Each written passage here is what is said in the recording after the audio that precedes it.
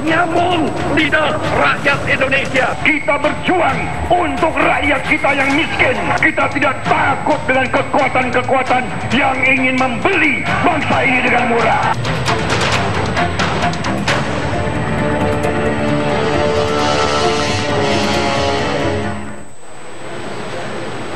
Ya, banyak pihak dinilai tidak memahami latar belakang pemberhentian Prabowo Subianto dari dinas militer. Prabowo selalu dituduh menjadi aktor utama dalam penculikan 98. Padahal dalam dokumen tim mencari fakta yang dibentuk pemerintah saat itu, tidak ditemukan bukti keterlibatan Prabowo pada kasus penculikan.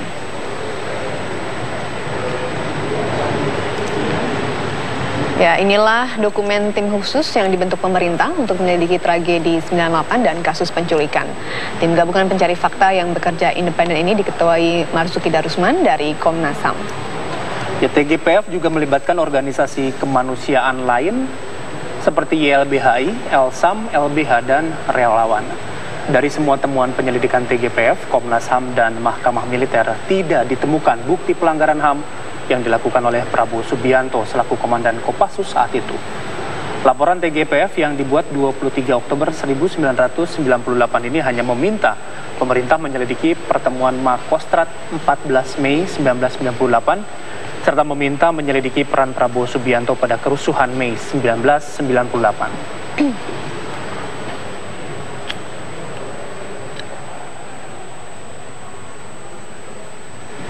Ya, setelah rekomendasi tim gabungan pencari fakta, pemerintah menindaklanjuti dengan melakukan yang berisi Prabowo tidak terkait kerusuhan Mei 1998.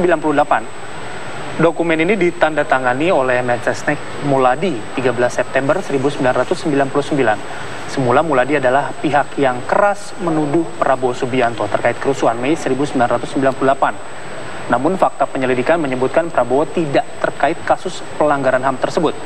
Dan pada poin A tertulis tentang dugaan keterlibatan Letjen TNI Prabowo Subianto dalam kerusuhan Mei 1998. Berdasarkan penyelidikan yang kami lakukan, ternyata tidak cukup bukti yang memperkuat dugaan tersebut.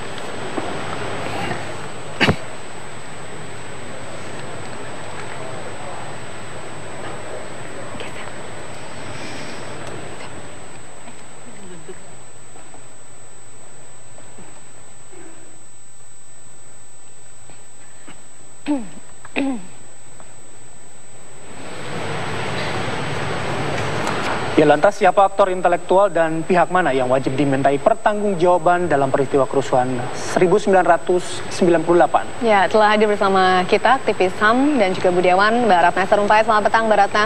Selamat petang. Mbak Ratna, kalau kita kilas balik lagi, bercerita kembali pada tahun 98, berdasarkan apa yang Anda alami, Anda yang ketahui, apa sih yang terjadi pada tahun itu?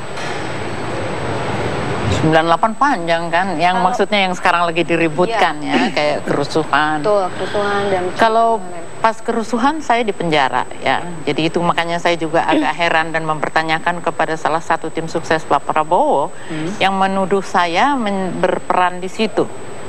Saya salah satu provokator katanya gitu.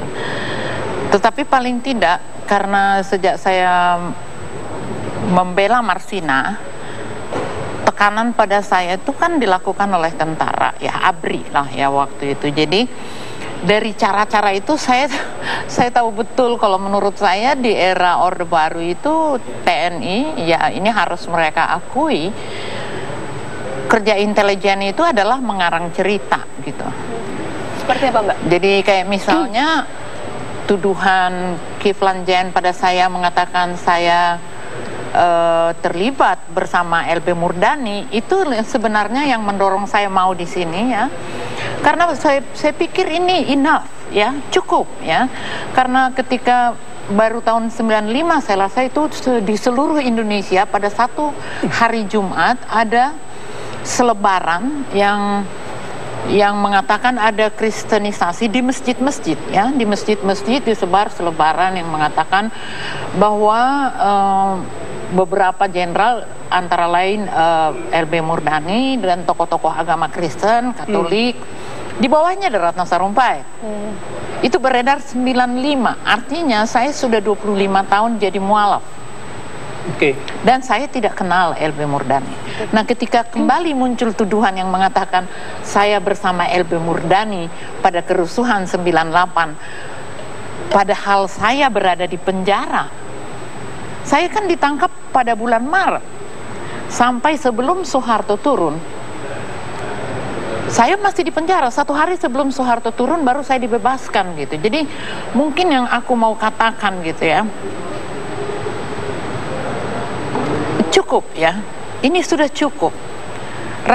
Pelanggaran HAM ini menyakiti rakyat. Jadi kalau tentara tidak mampu berbuat apa-apa, tidaklah mampu berlaku jujur, ya apa, paling tidak jangan dimanfaatkan pada momentum-momentum rakyat seperti sekarang. Anda merasa seperti momentum-momentum itu justru dimanfaatkan saat ini? Oh ya, ya, saya merasa begitu. Artinya sekarang saya misalnya kayak Prabowo ini, emang saya juga termasuk yang menunggu, tidak hanya Prabowo tentunya, ada Wiranto, ada Sutioso. Aku menunggu banget apa sih yang terjadi pada mereka, tapi karena sekarang yang disorot Prabowo, lalu yang diributkan surat DKP. Iya, DKP. Surat DKP ini nggak penting, karena itu aja bisa batal demi hukum ya, karena kalau sesuai aturan dari TNI atau Pangap waktu itu 95, ini saya tahu juga dari salah satu jenderal juga yang sampai saya melakukan penelitian sebenarnya what is that gitu. Terus ini off the record ya, beliau mengatakan enggak, itu ada peraturan baku di TNI yang sudah dilanggar. Jadi harusnya Dewan Kehormatan itu dibentuk setelah Prabowo diadili di Mahkamah Militer pada saat itu harusnya. Jadi artinya tidak boleh Dewan Kehormatan dibentuk sebelum ada keputusan hukum dari Mahkamah Militer. Artinya itu satu hal. Yang sekarang beredar saat ini adalah statusnya menurut Mbak Ratna sendiri tidak sah gitu. Ya tidak sah dong. Kenapa itu? Karena dia Prabowo belum diadili kan. Itu satu hal. Lalu hal kedua juga, anggota Dewan Kehormatan tidak boleh harus satu tingkat lebih tinggi dari si orang yang diperiksa. Dan pada saat itu hanya Subagio HS yang di atas Prabowo. Artinya ada dua unsur yang sangat penting yang saya rasa sudah ditabrak. Nah, ini yang perlu dipertanyakan loh. Itu kenapa seperti itu? Satu. Lalu ada sebenarnya upaya masyarakat sipil yang waktu itu disebut tim investigasi, tim pencari fakta TGPF gabung ya, TGPF. Ini juga kan harus, ini aja yang dicari gitu kan. Kalau dia kan nggak ada menyebut Prabowo terlibat, bahkan hanya direkomendasikan kepada pemerintah untuk meneliti ulang gitu. Lalu pemerintah meneliti lagi, lalu ternyata tidak terbukti, dan itu dituangkan dalam sebuah surat yang terbit di Seknek. Oke, Mbak Ratna, tapi kalau misalnya melihat dari kondisi pada saat itu, Orde Baru tahun 98, yang namanya kekuatan TNI milik ABRI pada saat itu memang sangat dominan. Nah, Anda sendiri melihatnya pada saat itu, siapa yang akhirnya diuntungkan, siapa yang dirugikan, siapa yang bermain? Setidaknya bisa memberikan kepada kami gambaran apa sih sebenarnya terjadi dengan kondisi-kondisi para jenderal pada saat itu, sehingga akhirnya DKP tersebut dikeluarkan, padahal seharusnya itu menyalahi aturan juga. Itu kan kalau saya nggak salah terjadinya sudah setelah reformasi ya, Dewan ini. Aku mau flashback, Orde Baru itu adalah masa-masa yang sangat mencekam, terutama ketika Pak Harto ingin mempertahankan kekuasaannya. Nah, apakah Pak Harto yang memerintahkan bunuhlah rakyat di Papua, bunuhlah rakyat di Timor, bunuhlah rakyat itu, saya nggak tahu. Ya, tetapi bagaimanapun Pak Harto adalah panglima tertinggi ABRI waktu itu, ya kan? Nah, kemudian Pak Harto sudah tidak di kekuasaan, lalu pastikan ada kebingungan di antara perwira-perwira ini, dan juga mungkin ada rasa bersalah, tahu, dan sepertinya perlu ada yang dikambing hitamkan. Kalau aku sih menganggap begitu. Mudah-mudahan saya salah, tetapi yang aku minta sekarang pada para perwira ini, stop.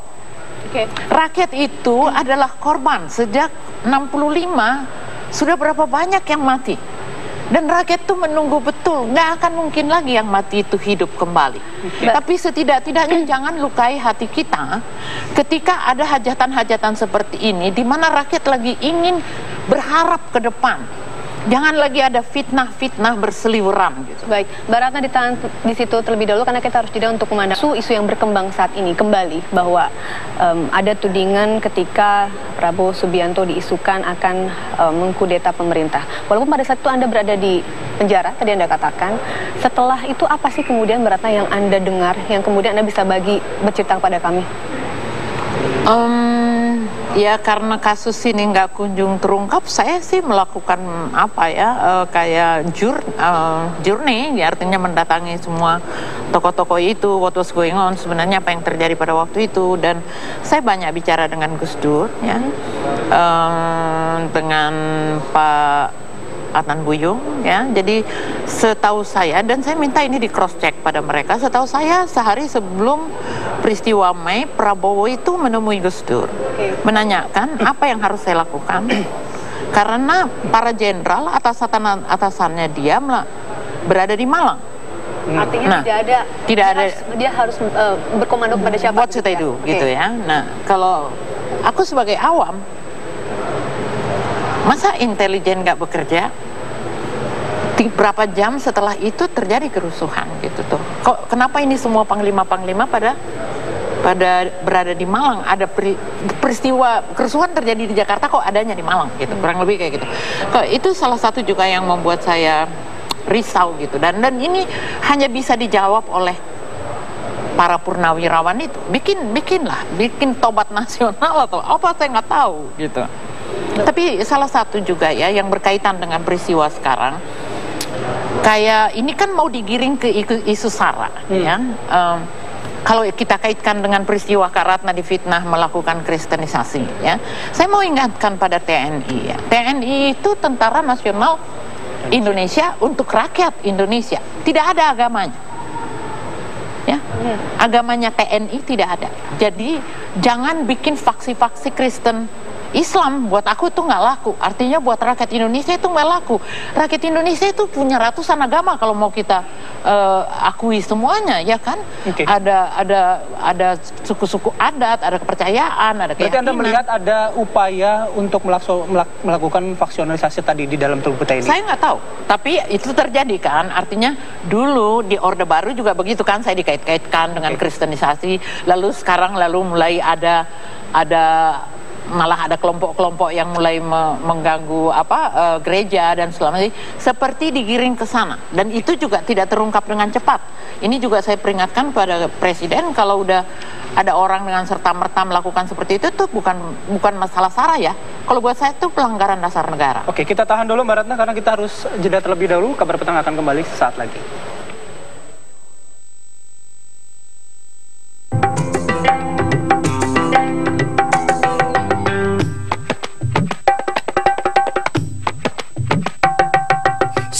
Saatnya untuk kita bangkit.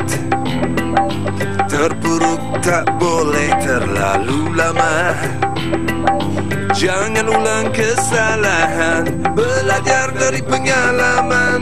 Oh ya, Prabowo. Oh ya. Kita butuh pemimpin yang kuat.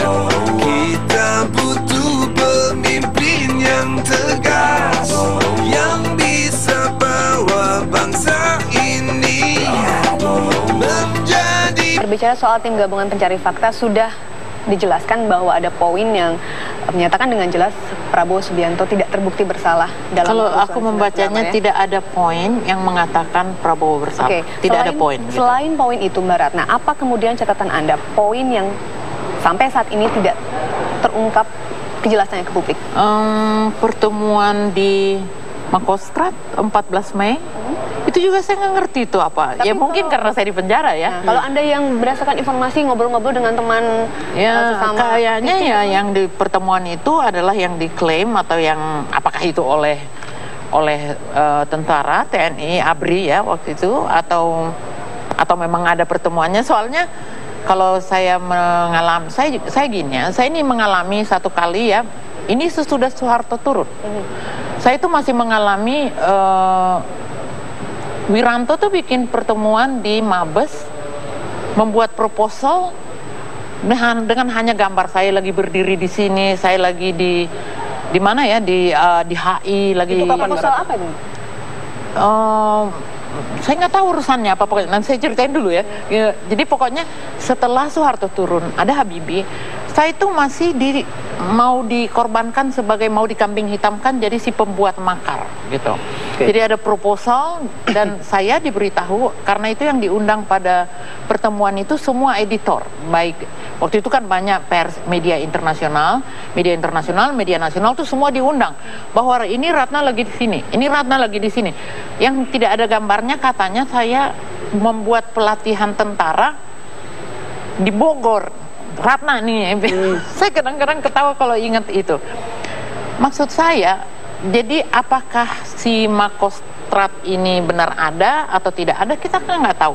Saya menjadi nggak bisa tahu karena saya sendiri ngalamin bagaimana seorang Pak Wiranto bisa loh merekayasa sebuah cerita bahwa saya membuat pelatihan tentara di Bogor.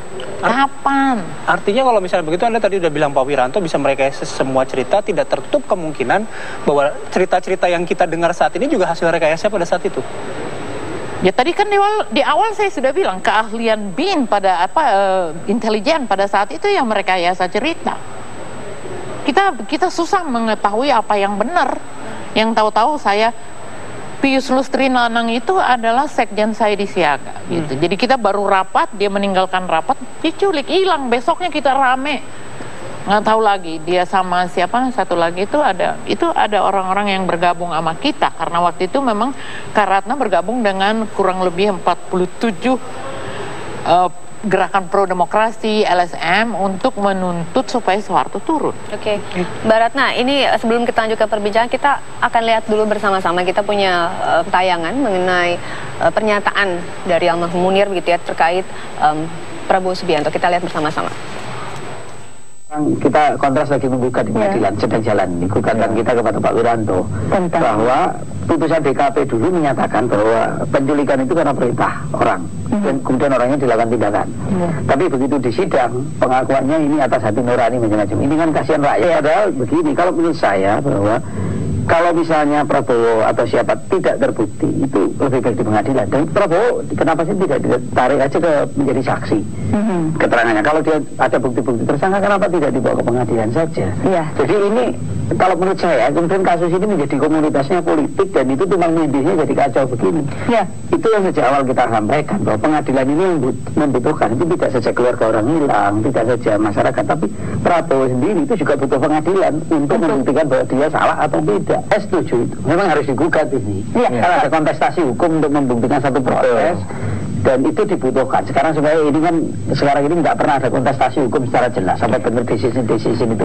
Saya yakin benar. Ini kan persoalannya begini. Orang nggak tahu sebenarnya Pak Prabowo itu benar nyulik atau tidak. Investigasi mengarah ke itu. Tapi dia sendiri kan nggak pernah ngomong. Berapa besar sih otoritas dia untuk melakukan itu sekian lama?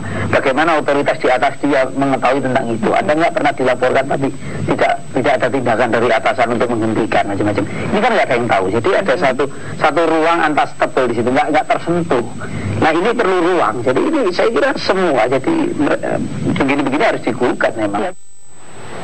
Ya, itu dia tadi disampaikan oleh almarhum Munir mengenai apa yang terjadi pada tahun 98 yang ditujukan pada Prabowo. Mbak Ratna, apa komentarnya? Ya, ini kan berarti kan yang dikeluhkan salah satu poinnya adalah DKP, ya kan? Dia hanya tidak menyebut eksplisit bahwa kenapa tidak dikirimkan ke pengadilan. Nah, cuman belakangan aku mungkin kalau almarhum masih ada di sini, kita bisa kongko gitu. Ya, kok ternyata begitu ya gitu. Yang juga kalau saya lihat gambar ini tadi yang sangat menyedihkan buat saya karena tidak lama setelah ini Munir terbunuh ya. Setelah dia apakah itu ada kaitannya kita nggak tahu, tapi sampai sekarang pun persoalan Munir kan tidak terungkap gitu. Mbak, tadi bicara soal setting. Ini pada zaman itu begitu lihainya aparat pada saat itu mengarang cerita tadi menurut Mbak Ratna. Kemudian dan salah satu yang menjadi kambing hitam kemungkinan adalah Pak Prabowo tadi tersebut. Nah, apa ketakutan pada saat itu dari petinggi-petinggi militer sehingga harus mengambing hitamkan sosok Prabowo? Desakan pelanggaran HAM itu, terungkapnya pelanggaran HAM kan bukan hanya oleh rakyat Indonesia, bukan hanya oleh aktivis kayak saya gitu, bukan hanya oleh Komnas HAM, tetapi internasional menunggu. Internasional juga menunggu. Karena kalau kita udah bicara pelanggaran HAM, itulah artinya global, bukan hanya pasar bebas ya. Mengenai pelanggaran HAM, mengenai hal-hal seperti itu yang berhubungan dengan kemanusiaan juga menjadi dinanti oleh dunia. What was going on gitu loh. Ya, itu saya rasa salah satu ketakutannya itu. Artinya harus ada yang bertanggung jawab, harus ada jawaban. Selain selama ini kan ditujukan selalu dengan isu ini selalu ditujukan oleh Pak Prabowo Subianto. Siapa sih menurut Mbak Ratna kemudian orang yang tampil begitu ya, yang harus ditujukan lebih bertanggung jawab atas isu ini? Sebenarnya ini mumpung orangnya pada ada ya. Tadi saya sudah ngomong mengenai pertemuan dengan Gus Dur, udah ya? Ada kan? Ya, tadi saya udah ngomong, oke. Tetapi kan ada Habibie masih hidup, panggil dong. Ya, saya pikir itu perlu ya. Ini kita udah tinggal mengakhiri hidup kita kok, ya kita kasih yang terbaik buat rakyat Indonesia supaya ini nggak jadi beban buat rakyat ke depan, buat anak cucu saya, buat generasi ini. Jangan, supaya juga mereka yang terus menunggu hasil tahu jawabannya. Saya kebayang nggak sih ada sekian banyak orang terus saja kamisan gitu sampai ratusan kali gitu tanpa ada hasil. Tanpa ada hasil, apa hati kita nggak pilu? Dan perdebatan tuding menuding ini tidak menjawab mereka loh. Mereka sekarang dipegang, lo harus lawan si ini, harus pro si ini. That is not the point. Bukan masalah karena sekarang ada pemilu lalu lo harus anti Prabowo atau pro Prabowo. Bukan itu lagi persoalannya. Mari kita jawab. Ini ada momentum bersejarah, momentum rakyat, masa di mana hari-hari di mana rakyat betul-betul butuh penjelasan. Baik, Mbak Ratna, nanti kita lanjutkan kembali perbincangan ini. Kita harus jeda terlebih dahulu. Pemirsa, Kabar Petang masih akan kembali usaha jeda berikut.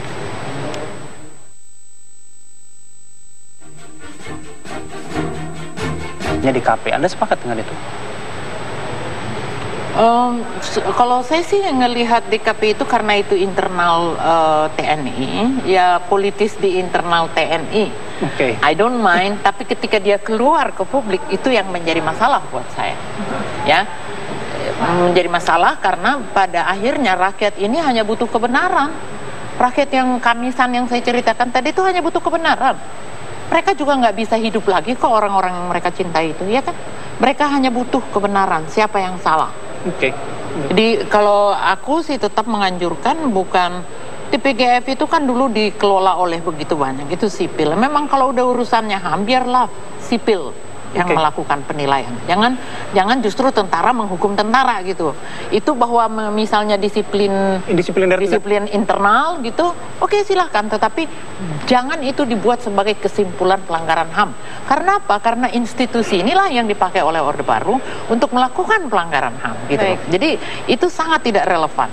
Ada satu surat yang tadi saya kaitkan itu hasil DGPF, lalu meminta ada pengusutan kembali oleh pemerintah, lalu pemerintah mengusut, lalu kesimpulan diberikan ke Seknek yang tetap mengatakan Prabowo tidak bersalah. Pak Muladi pada saat itu yang menandatangani. Pak Muladi masih hidup, kejar sekarang. Baik, Mbak Ratna. Sebelum kita mengakhiri perbincangan ini, Mbak Ratna ngomong-ngomong mendukung ke pihak mana atau salah satu kubu mana nanti Pilpres? Kedatangan saya ke sini nih menunjukkan bahwa saya memihak bangsa saya. Ini demi bangsa saya. Jadi ini siapapun, gontok-gontokan kayak apapun, akhir dari sebuah pemilihan presiden ini pada akhirnya adalah untuk Indonesia. Jadi aku mau tetap presiden yang terbaik ya. Jadi jangan lagi itu dibayang-bayangi, supaya nanti rakyat Indonesia, karena yang sekarang pro Jokowi misalnya juga pada akhir ketika Prabowo jadi presiden akan presiden mereka. Betul. Gitu loh. Jadi kita butuh kebenaran gitu loh. Baik, Mbak Ratna terima kasih telah bergabung bersama kami di Kabar Petang.